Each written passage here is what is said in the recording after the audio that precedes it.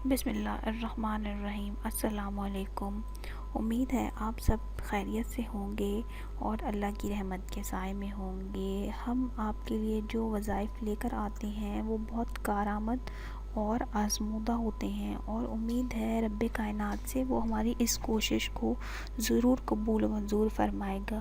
ہماری مزید کارآمد ویڈیو سے فائدہ حاصل کرنے کے لیے آپ سے چھوٹی سی درخواست ہے، ہمارا چینل سبسکرائب کریں، ہماری ویڈیوز کو، ہماری چھوٹے چھوٹے پیغامات کو اپنے دوستوں کے ساتھ ضرور شیئر کریں تاکہ کسی کا مسئلہ آپ کی وجہ سے حل ہو سکے۔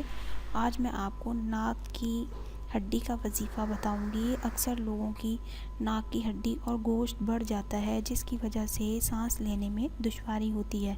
رات کو خاص کر بہت الجھن ہوتی ہے۔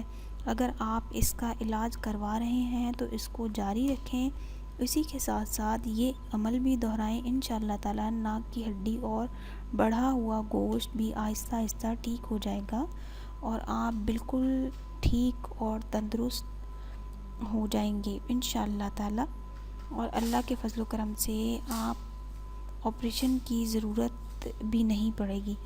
وظیفہ ہے سورہ الم نشرہ پڑھنی ہے، 7 مرتبہ پڑھ کر ناک کے نتنوں پر دم کریں، اور سورہ الم نشرہ پڑھ کر سورہ زیتون کے تیل پر بھی دم کر لیں، اور وہ تیل انگلی کی مدد سے ناک کے نتنوں میں لگا لیں، ناک کے اوپر لگا لیں۔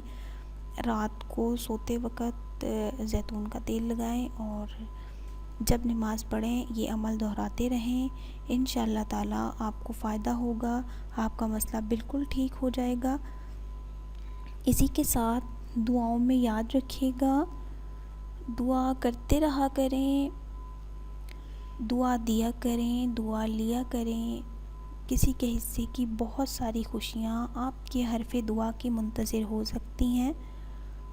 اسی کے ساتھ میں اجازت چاہوں گی، اگلی ویڈیو کے ساتھ حاضر ہوں گی، تب تک کے لیے اللہ حافظ۔